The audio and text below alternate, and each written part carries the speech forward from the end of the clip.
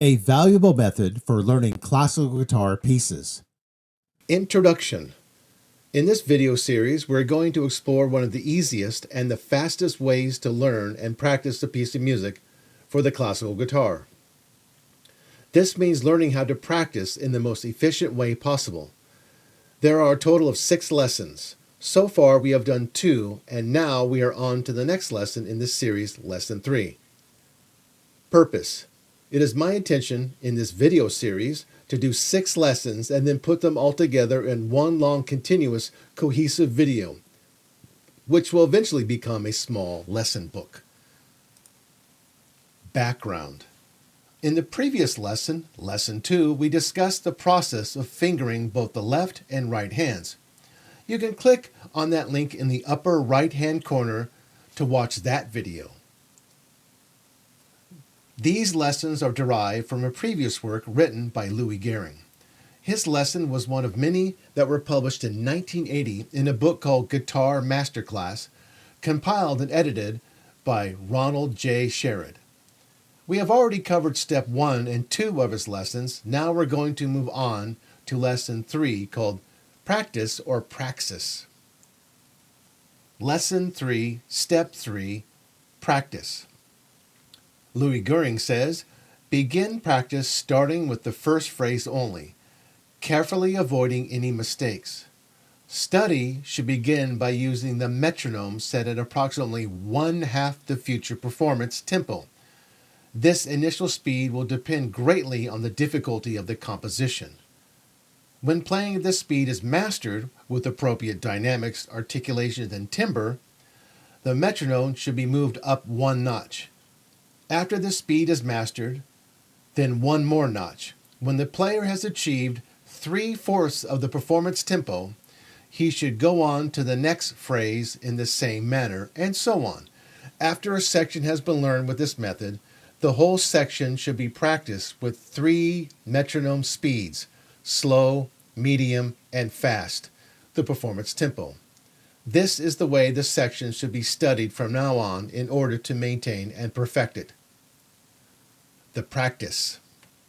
We're going to use, as an example, Lagrima, a piece composed by classical guitarist composer Francisco Tárrega.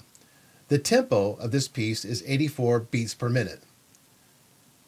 First step, the metronome is to be set at approximately 1/2 the future performance. 84 divided by 2 equals 42. We start with 42. Then the metronome should be moved up 1 notch after you master each one. Keep moving up until you perfect it. When the player has achieved 3/4 of the performance tempo, he should go on to the next phrase in the same manner. 3/4 times 84 equals 63. You go on to the next section in the same manner. The next step, the whole section should be practiced with 3 metronome speeds, slow, medium, and fast, the performance tempo. This piece should be mastered along with appropriate dynamics, articulations, and timbre. Now let's take a look at this piece in the finale Make Music program. Okay, so now we're going to look at Lagrima and how to practice this. So first, we need the metronome to be set at 1/2 the future performance tempo. In this case, the tempo is 84 beats per minute, so we divide it by half. So 84 divided by 2 equals 42. So we'll practice this at 42. Don't forget, when you practice this, that you also practice with the appropriate dynamics, articulations, and timbre. Okay, that's very important. I'm going to stress that one more time. When you practice this at this slow tempo, half, practice with the appropriate dynamics, articulations, and timbre, as well as perfecting the piece. So let's listen to this at 42.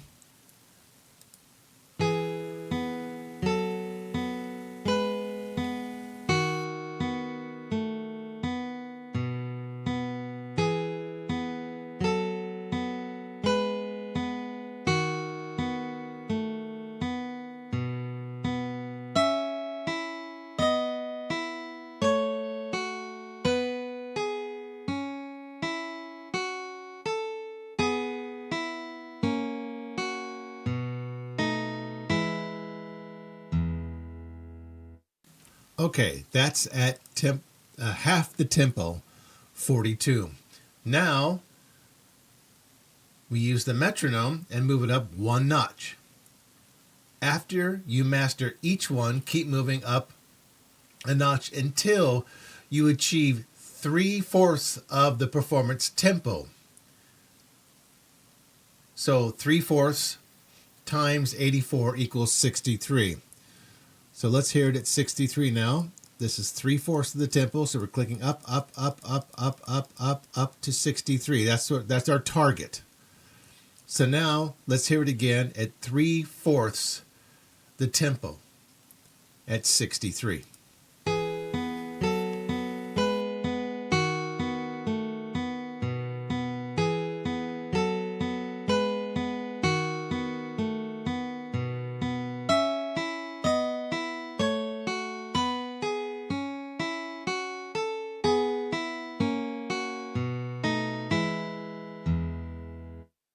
Okay, that's at 3/4. Continue on in this manner from phrase to phrase to phrase until you complete the entire piece. And you go into each section this way. You practice the whole section, should be practiced in 3 metronome speeds, slow, medium, fast, as we just showed there. So now let's listen to the piece at tempo, which is 84. So hopefully you'll get there. It doesn't matter what music you're playing or practicing, it's going to be dealt with the same fashion. So here it is at tempo.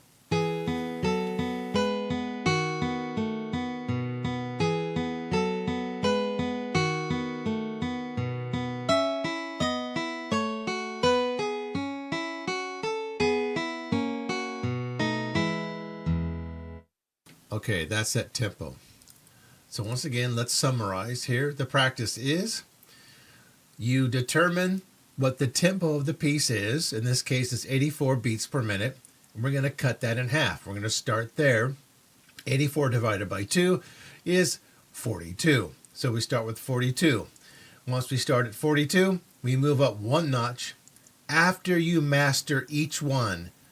Okay, that's very important. Master each one, then move it up to the next notch and master it at the next notch.